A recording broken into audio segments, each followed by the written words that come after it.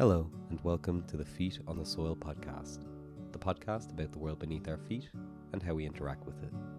You'll have to forgive my voice in this introduction, as I'm a bit sick at the moment, but I just couldn't wait to get this episode out any longer. I had this chat with Cleary in February, so some of the references made throughout might be a little bit dated, such as the reference to a recent storm, which is now almost 3 months ago, I think. But this interview is possibly one of my favourites so far. Cleary is an award-winning Irish journalist who began in the Irish Times covering everything from local politics to international affairs. In recent years, though, Catherine has become a committed environmental advocate. She's the co-founder of Pocket Forests, an initiative which plants small microforests in urban areas which transform small city spaces into thriving mini ecosystems. If you're a long-time listener, this might be reminiscent of John Kibbard from Stepping Stones Forests, another person who plants in the Miyawaki method. So if you've heard that one, you might know of the concept, but essentially it's the planting of trees in very close proximity to try and emulate forest ecosystems. I had been aware of Cleary and her work for quite a long time, and so I was honoured to be invited to speak alongside her at one of the showings of a recent film called The Forest Midwife. The film is directed by Betta Bygard, a friend of Catherine, who has captured the rewilding effort that Catherine has performed up in Roscommon beautifully.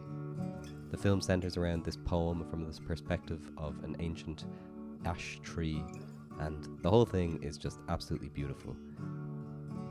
I don't think I'd be using hyperbole if I said that after the showing there was hardly a dry eye in the place, and Catherine's work is just fantastic, from her urban rewilding initiatives with Pocket Forests to the larger scale of her forest out in Roscommon. It's just so clear in her voice and the way she speaks about nature that her passion is really true, and she really wants to help the environment. We had this chat in Dublin city centre, so the whole theme of bringing nature into the urban environment is very true in the police cars and seagulls that you can hear in the background. But right behind us as we recorded was one of Cleary's pocket forests, which had actually been planted in a skip. So there really is no space small enough to plant a forest in. Throughout our conversation we talk about pocket forests, of course, but also about agroforestry and Irish food systems and how they can adapt to the climate crisis and biodiversity crisis that we find ourselves in. We chat about how nature is not just a pretty thing to be off on the side, but is in fact integral to our survival and should be treated as such. All in all, this is a really, really fantastic conversation. I had such a great time chatting with Catherine, and I'm so thankful to her for giving up some of her time to share some of her knowledge with both myself and to all of you guys. And so I've waited till February for you guys to hear this, so I won't make you wait any longer. But let's get into our chat with Cleary from Pocket Forests.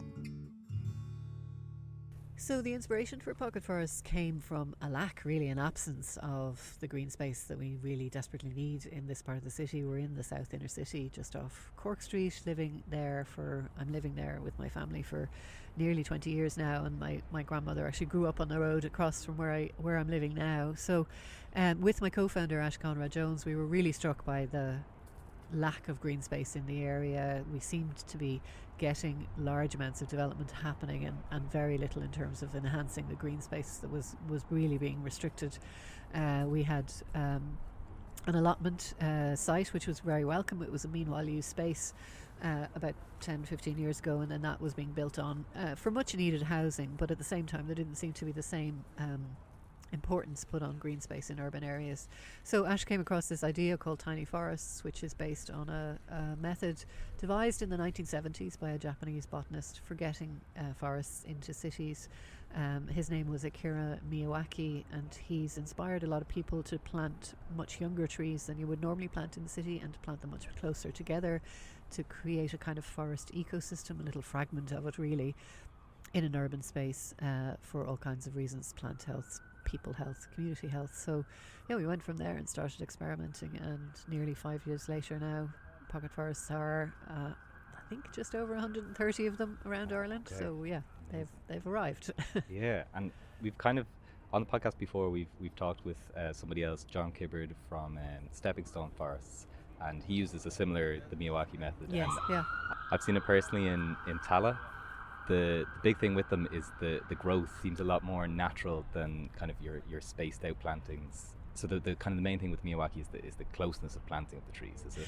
Yeah, there's many aspects to it, and actually another aspect which we're going to hopefully explore this year is to get a really good look at what's already growing in the area. So what would be there if we weren't there, and maybe try and get some of your new materials from that. So taking cuttings from plants like elder and willow that can be grown in place as well. So that's an exciting kind of next stage. So yeah, there's so many layers to it. The soil health is a huge part of it as well. So preparing the site and trying to introduce some forest conditions, shading out the grass, adding some woody material, adding some hopefully beneficial forest microbes as well into the soil.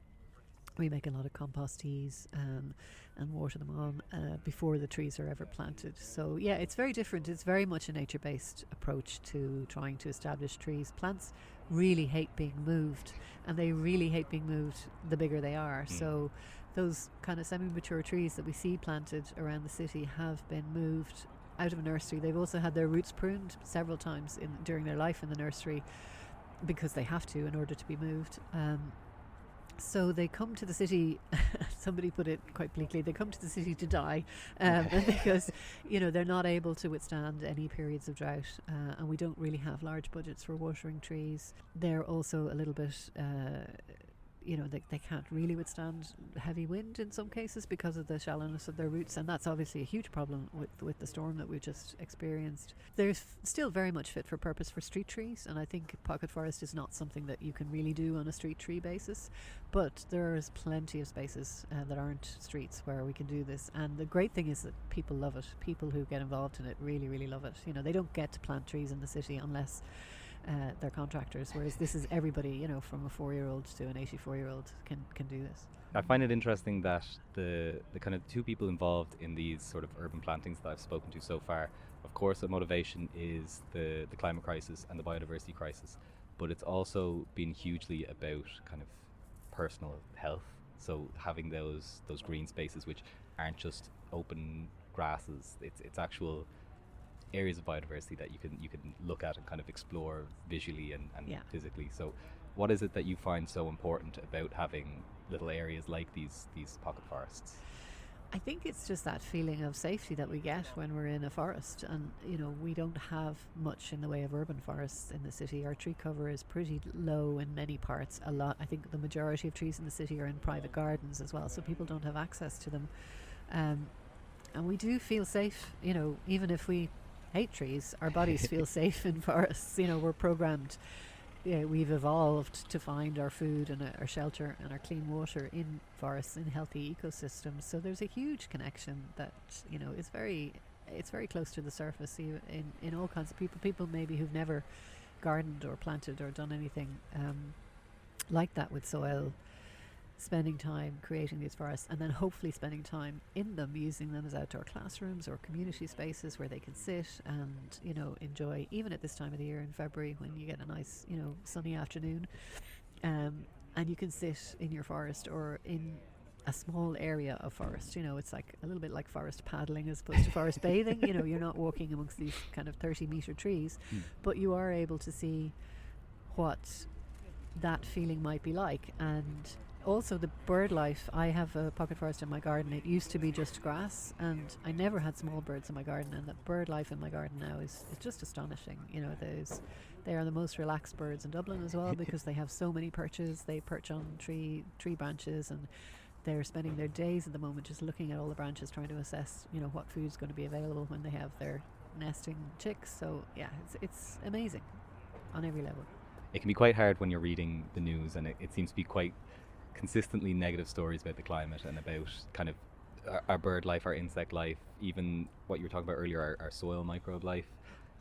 It's quite amazing that once you've given the space, how quickly things can recover, even on a very local level. Yeah. So obviously these small pocket forests are going to have a huge help for that, but also you're doing a kind of a larger scale afforestation project as well with your own land in Roscommon. Yeah, we, with my husband Liam, we bought some land in Roscommon based on the fact that it was the cheapest land in Ireland that we could find. We didn't have a lot of resources, and we really wanted to get the most amount that we could for our money. So We bought about 40 acres in Roscommon, and we've planted about 27 acres of it with the native trees, a wide variety of native species, and made space for the species that are already there to seed themselves a little bit. And that's 2 years growing now. We planted it in April of 2023. And it was a huge job of work. We were working with the forester Bernard Kiernan, who organised the fencing and the land preparation. But we had to plant a fair number ourselves just because we were waiting for the planting team to arrive. They were very under pressure. There aren't that many people who do this work. It's very tough work. So they were under pressure. So yeah, we ended up doing quite a bit ourselves with family. And now the easy part is to kind of wander around and see them growing, and they're flying. It's amazing. Yeah, and that leads pretty perfectly onto a question I wanted to ask about. I was saying to you just before we start recording, I'm doing a very, very small scale kind of wilding project, or whatever you'd like to call it. But I've spoken to people who have done larger scale ones, and the one thing I love hearing is kind of there's always one little change that they saw that had like a big impact on them, whether that be a bird species they had never seen in that area coming back, or even just the process of hand planting trees. Is there a change in that land that you can specifically recall that was a big impact for you? My husband rang me recently and said, I've just seen the most exciting thing ever. And I was with a friend, and we were kind of our colleague, and we were saying, oh, what's this? You know, it can't be that exciting. But what he had seen were the pellets that a barn owl drops after it's been eating mice. So it's pretty grisly. It's like a little fur ball of leftover bits of mice that they didn't want to digest. But it's a real sign that there's a barn owl there. And the barn owl was, in our barn using that space. So hopefully, because there isn't any more grazing happening on the land, there's so much cover for mice and frogs and small creatures that we don't really think about. And maybe we don't really love mice as, biodiversity, but they are. And they are feeding this barn owl, and hopefully the barn owl's chicks in the next nesting season. And we've seen the barn owl twice, and it is the most magical thing to see coming out just as the sun is setting, flying over the land. And we've just added a pond, so hopefully our bat population is going to be really happy with that as well.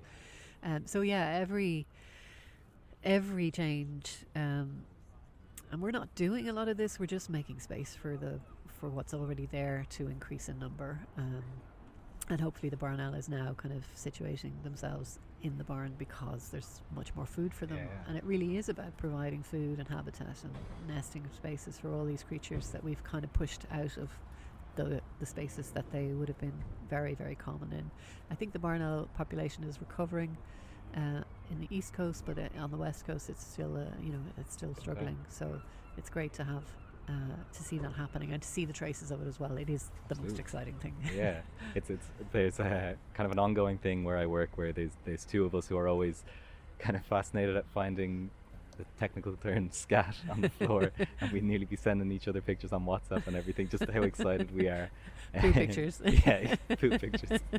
That's the non-technical term. But so in the larger scale kind of afforestation project that you're doing, are you kind of incorporating a bit of that Miyawaki method into it, or is that a different beast altogether? It's very much based on the forestry planting method. So no, it's wider spacings. I suppose those spacings are designed to produce timber trees, which we're not really, we may be managing some of the trees for timber, because it'll be interesting to see what can be done with native trees as well, and whether there can be a new industry in furniture making or crafting using those materials to give people who've planted these kinds of native forests some kind of income. But we have a small pocket forest on the land as well, just because it was there, and we planted very, very small area, and it is interesting to see the comparison between the growth rates, and also as it evolves over the years, to see what happens to that compared to the other wider space trees. But yeah, it's a forestry designed and planted area. I would have loved much more curvy lines and organic shapes, but that's not how it works when you've got a big digger going through your land. It's straight lines and grids, and but we can make paths through them. Now that the trees are still small, will be the time to do that as well. We can do it with a pruning saw rather than a chainsaw. make some paths through, make some glades, open up spaces as well, because you don't really want it all to be heavy canopy cover forest. The edges of these places are where things thrive. So if we can create many edges within it, then we'll get more things thriving. Absolutely. And I kind of first met you in person at an event of a screening of a film that's, I suppose you're the star of, the Forest Midwife. The trees are the star. The trees are the star. Actually, one tree is the star. Very much, and it's a beautiful film. I know it's not on general release, but there's different events around the country showing it. But the one thing I wanted to ask is kind of about the title. So the title is The Forest Midwife. Yeah. And I wanted to ask what you think your role in specifically your larger forest is. I know you were saying there that you're not specifically managing it for timber. Do you see yourself more as a caretaker for this rather than the kind of originator, the creator? Yeah, I mean, the film is wonderful. My friend Bessa Bygart has made this beautiful, beautiful film. She commissioned Kerry Doherty, who's an incredible poet, to write a poem in the voice of this elder ash tree that's on the land, and it's so moving, and the discussions that we have after each screening are opening up all kinds of emotions in people. It's extraordinary. But at the last panel discussion, I found myself saying, this isn't about me. That's why I like the name midwife. I'm not the person, I'm just the person here at the start. I'm helping nature birth this ecosystem itself. Ideally, if we'd had a seed bank there available, we could have just fenced it and opened up some soil and let trees seed themselves, but we needed to plant because there were no oaks, there were no Scots pines, there was nothing left of the original, what would have been there originally. Very tiny remnants of it. I found things like spindle and guelder rose, which indicate that this was a woodland area at some point in its history. So yeah, it's not about me, and it shouldn't be about one person or an individual. I'm very, very lucky to be able to do this. I'm at a time in my life when I have the time and resources, not a huge amount of time, but I have the time and resources to do this. And so many people just could not even imagine doing something like this. So it's not about people being heroic in the face of this. It's kind of, that's why I love Pocket Forest, because the idea of the model, and hopefully as it evolves, it will just be an education process where if you want to make a pocket forest, you can come to our website and see how to do it and get all the materials and get all the plants that you need from good Irish provenance nurseries, and that whole part of it has to be built up as well to help that happen. It's trying to show people that, or I suppose trying to learn myself what it is to be a steward of something. We don't actually own anything.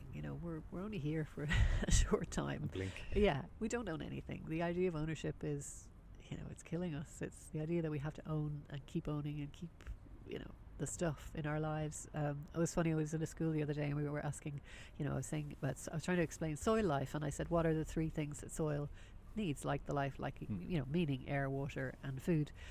And this boy, he knew he was messing, but he said stuff, and stuff. So I thought, oh my God, yeah, we are in that. Like, I need stuff, and stuff. So, yeah, we've treated the land like stuff, like commodity, like it's, let's get the most per acre, per square meter out of it, like it's a factory floor, and we're on an efficiency drive to make sure that it can efficiently produce what we need. And that's comes from a very good place where people want to feed people. They want to make sure that nobody goes hungry, like we did, our generations ago did after the Second World War. It was all in a response to that lack of things. But unfortunately, it's gone to the other side, where if you keep treating an ecosystem like a factory, you kill it, because it's not a factory. It can't endlessly produce things and not be depleted. It's a circular system. You have to put back what you take out, and you have to put it back in a way that nature would put it back, as opposed to putting in artificial fertilizers and killing things because they're competing with your crop. I suppose what we're trying to do with Roscommon and Pocket Forest is show people how beautiful and healthy and abundant we can make places, and it doesn't have to happen everywhere. All farmland does not have to become forest. There can be two things happening. It can be this and this, as opposed to either or. We're in a very binary thing. Oh, it has to be this or it has to be that. that's very new. You know, farms until very recently did lots of different things because that was a safer economic bet. You didn't put all your eggs in one basket. You did lots of things, lots of kinds of farming, which all complemented each other. So the commodity farming it's an ecological disaster. We're beginning, we've understood it for quite a while. I think the impact is now, it's not just on the farmers who are struggling in extreme weather events to actually produce the food in the way they're producing it, but it's also on the people who want clean water and want to be able to swim in the sea or in a river or a lake without being sick. The quality of our diets, the quality of the air, it's all interconnected. So it's a massive question. Who owns the land and what are we doing with it? It's really interesting seeing the likes of, I know in Scotland there's a few community forests that are coming up because of this new law where communities can kind of have first dibs on land purchases. You see it in South America as well, where it's more so getting back to what you were talking about, where the it's not that one person has full ownership of this forest, and if they want to open it up to someone and it becomes a park or something like that, the forest exists as a part of the community, and it's supplying them, it's supplying everybody else, but it's not specifically owned. It's its own thing. It's an incredible model. Yeah, I mean, it would be amazing, and there would be such hunger for it, I think, in Ireland as well, to have those communities, because this is how stuff was shared when we relied on each other much more, when we had a network and we had connections. People shared. That was the instinct, because sharing is the healthy way to do it. Gathering and grabbing and trying to stand on your own heap and fight everybody else off. It's never going to end well. So. And what you were saying there about the kind of the binary system of how we see land at the moment. So it's either intensively used agricultural land for either cattle or crop or whatever it might be, or it's for the most part a Sitka spruce plantation planted by Quilcha. There is an in-between, is what you're saying. So I know you've kind of worked a little bit with people in the agroforestry industry, and that's something that's coming up now. Yeah, I mean, the agroforestry idea is so interesting, and the Irish Agroforestry Forum is a brilliant organisation. Jim McAdam is a retired professor from Queen's in Belfast, and he's overseen the longest European study on incorporating trees into farms. In Loughgall in Northern Ireland, they've had trees planted in wide spaced, and they've been farming sheep for more than 30 years there, and there's 30 years of evidence showing that the animals are happier, the soil is better, the grass is better. The animals can eat leaves of trees like a willow, and they're medicinal. So there's all kinds of really, really interesting benefits to putting livestock farming in an agroforestry system. I think realistically it is the future of how we farm, that there will be trees, whether it's in lines and fields with machinery still moving around them, or in areas of fields where it was too wet to get machines into, or there's all kinds of pockets that can be used to increase, and hedgerows to kind of link them all together as well, so you have a network of habitat for all the animals. So it's wonderful. Maureen Kilgore, who runs the Irish Agroforestry Forum, is a brilliant networker as well. She's got so many people who are farmers, experts, people who are just interested. They organise farm walks. If you're interested at all, just go and join the Irish Agroforestry Forum, because it's just a wealth of information and inspiration as well, because it's peer-to-peer. So you get farmers like Clive Bright talking with absolute genuine excitement and delight about what he's seen happen on his farm in terms of improvement of land by adding trees into the mix, and continuing to create this incredible product that he sells for a much higher price than the commodity farmer would. And I found it quite interesting, the film The Forest Midwife. It's a beautiful film, but there were still some moments where myself and a lot of the crowd were having a bit of a laugh, and a lot of it was I can't remember his name, but there was a specific farmer who had a beautiful way with words throughout it. How have you found the kind of the people around your kind of area of forestry now? How have you found that they've reacted to it? They're lovely. I mean, our nearest neighbour, his mum was living in the house nearest where we are until she was in her mid-90s, I think, when she died. So Sean Glancy's name, and he's incredibly articulate about that sense that people get when trees come, people go. And I think we have to have those conversations. We have to let people explain that, because that gets under the skin of, oh, trees are bad, or trees are a waste of land, or, you don't.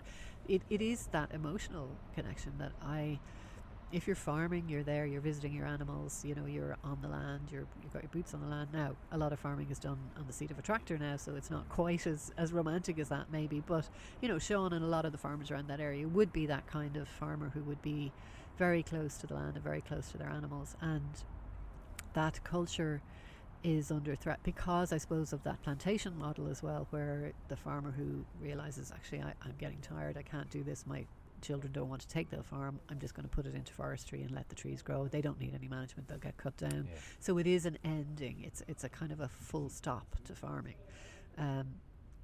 So we have to understand the grief of that and the kind of loss of that. One of the most interesting questions at one of the screenings in Roscommon Town actually was, would we have done this with this land if we had inherited it? And it's a really interesting question, because you suddenly see, okay, memories of a parent or grandparent farming the land, how if you're putting it into trees, you lose all those field boundaries that they would have, through backbreaking work, been maintaining. Yeah. And so, we have to talk about those questions. We have to let people express how they feel about that. I think the mental health of farmers is a crucial part of the well-being of our food system, and if they're feeling valued and what they do is valued, and what they do is not damaging the land and leaving it in a worse state for the future, then, and that's where the agroforestry model comes in. It's where that idea of being a steward of the land, it being a bigger picture thing than your price per litre, or the kind of commodity farming thing, which, yes, there are people who are making a lot of money, but there are not very many of them. Most farmers are making a very, very modest living, doing very, very hard work. And there's a better system there that nature can take off some of that load, and we can all benefit. And it's kind of a prolific thing in Ireland, where whenever the topic of reducing our emissions comes up, or being a more kind of green futured country, a lot of the time the blame gets placed on the agricultural industry, whether that's in emissions from cow farts, or if it's pollution of waterways. Do you see kind of agroforestry as a way where it's almost a compromise where both parties are happy? Do you see it as a future of a wider scale in Ireland?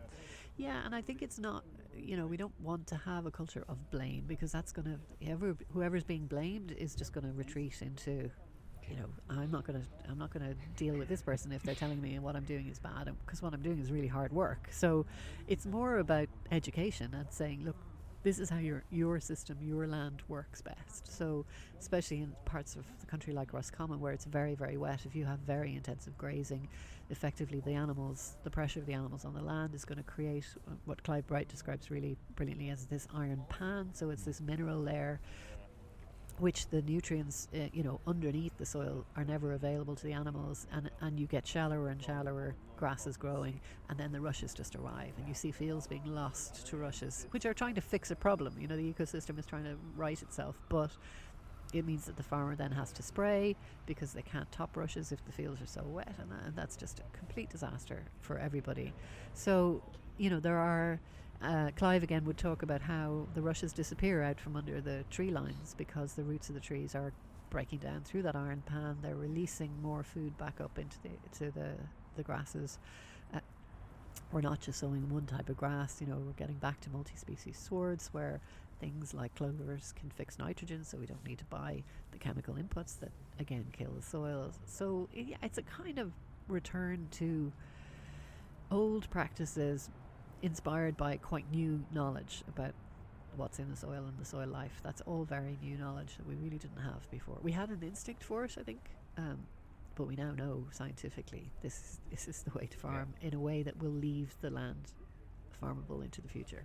Yeah, nearly better than we kind of found it as well.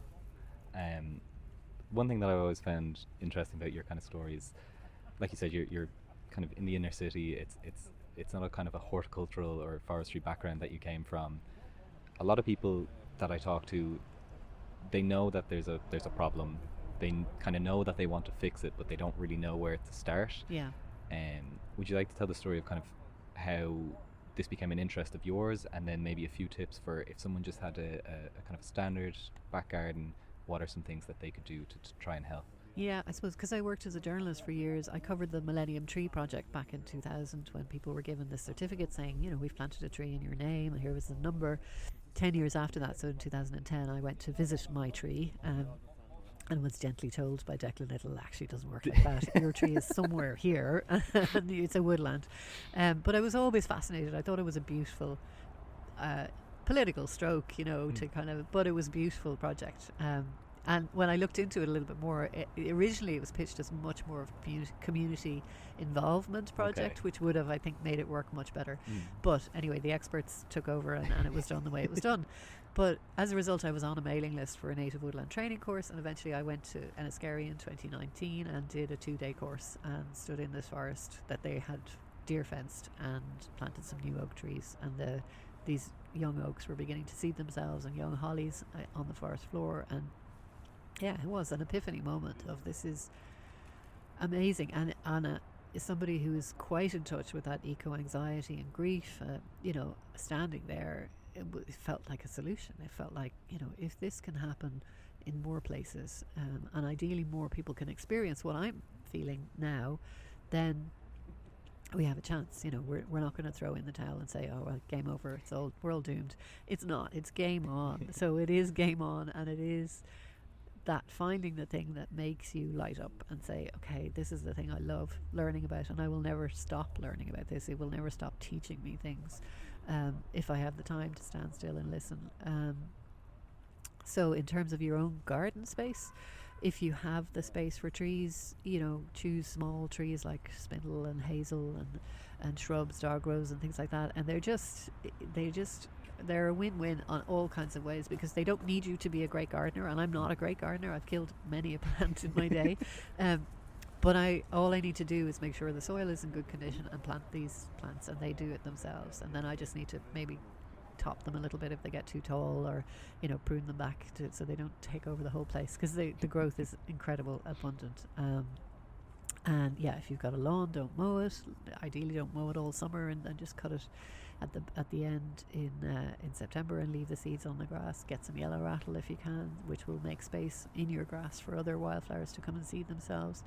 There's so many. The biodiversity, National Biodiversity Plan is such a great source of information for people to do those small things. Even just get a window box, fill it with soil, and see what seeds itself, and let that feed the wild bees, because that's the food that they've evolved with.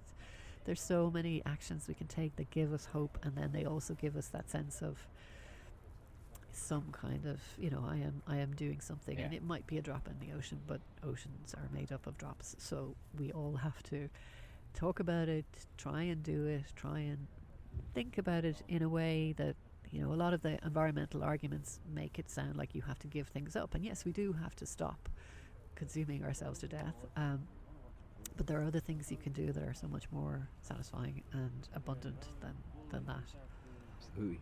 And I think once people get that first sense of, even, you know, stopping mowing the grass is actually, it's less work for you now. Yeah. And once you have that first, like you said, that drop in the ocean, it becomes so much easier to do the next action and the next one, and then all of a sudden you find that you're doing something you never thought you would be doing, volunteering to plant trees or something like that. Definitely. And there's a ripple effect as well. So if you put a little sign in your front garden saying, I'm not mowing because this, then that empowers your neighbour to say, oh well, I can do that as well. And it is less work, you know.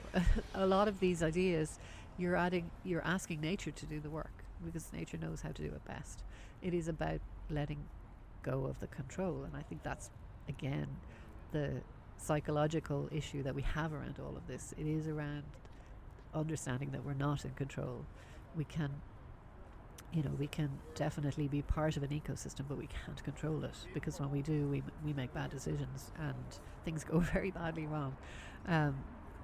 So yeah, letting go of the control of neat and tidy, groomed, you know, what will the neighbours say, explaining, being the advocate for this nature crack, as I heard it described recently in a very sad story.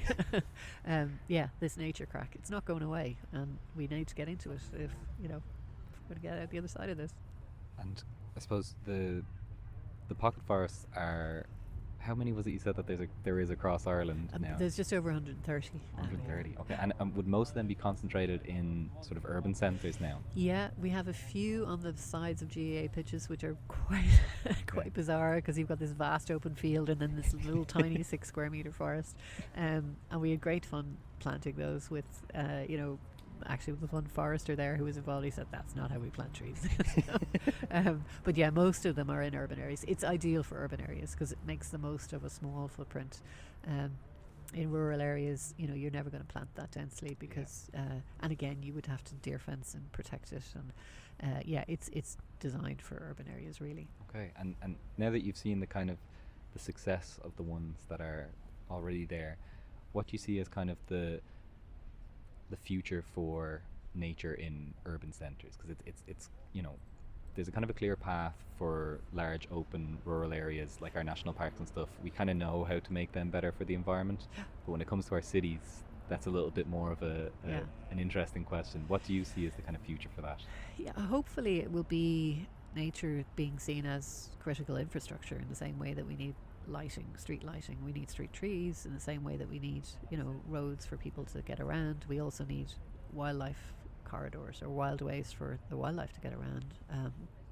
The benefits of that are enormous.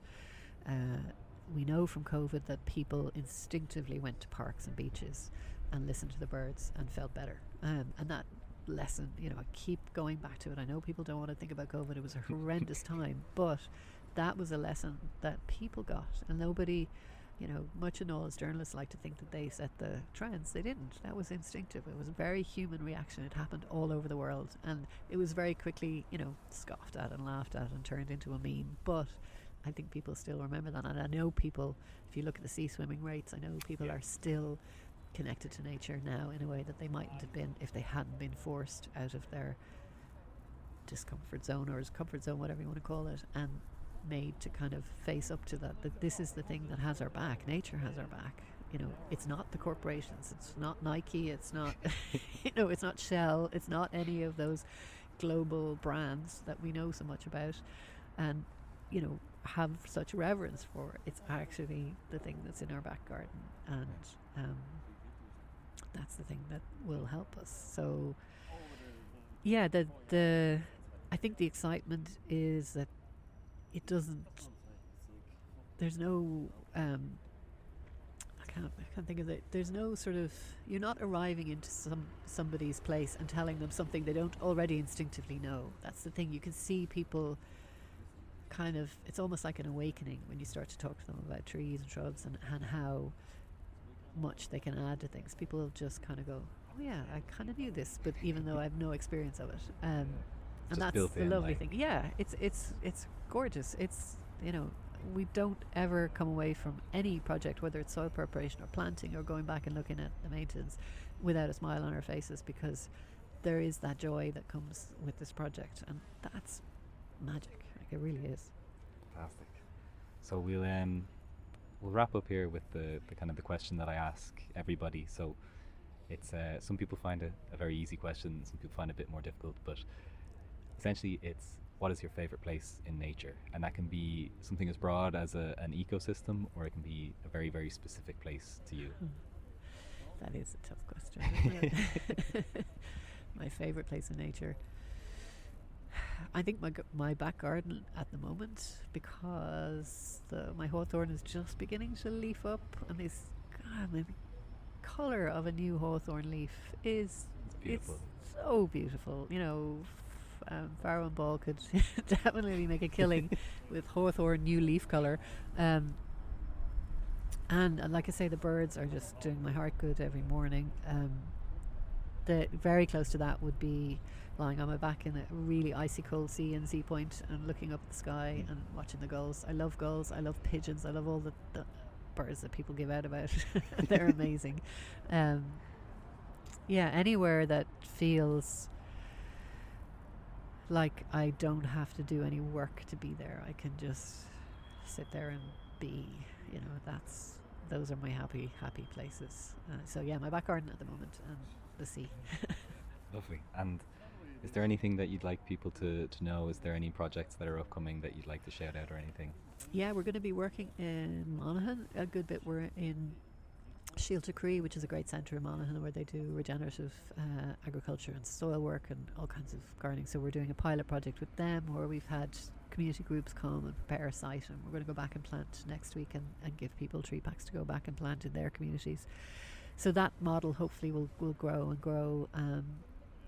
And we are planting in Ballymun in a lovely project in church grounds as well. So it's great to be doing something in that part of the city. It's a fantastic community group, biodiversity community group, who do such great work out there. And yeah, just keep an eye on the website. Hopefully we're going to do lots of things around National Tree Week and some screenings of the documentary as well. The hope for here in the Digital Hub is that we can start to do workshops over the summertime. These will be free, hopefully, and people can come along and just learn about trees or composting or soil, and just enjoy the space as well. As it is quite an urban space, as you can hear all the noises around, but it is a nice little oasis as well. So yeah, keep an eye on the website and where can people find everything about that? That will be probably through I say Instagram, but Instagram is I don't know, is it a safe space anymore? And LinkedIn is probably the last refuge of anybody, but our website is probably the best. Yeah, pocketforest.ie. Perfect. We'll just put up an events page, and any events we have will be on that. So we'd be delighted to see anybody along. So, I hope you guys enjoyed listening to that conversation as much as I enjoyed having it. Catherine is so great, and again, I'm just so thankful for her for giving up her time to have a chat with me. And of course, as mentioned in the podcast, make sure to follow her future projects. You can find Catherine on Instagram at Catherine Eats, and you can of course find Pocket Forests on all social media as well, under the name Pocket Forest. I think over the last 2 weeks we've gotten a really good idea of forestry in Ireland and the terrestrial landscape. So I hope you're excited for next week when we get a little bit more out of the feet on the soil comfort zone, when we have a little chat about coastal interactions and coastal ecology in Ireland. Thank you, and remember, try and get outside today.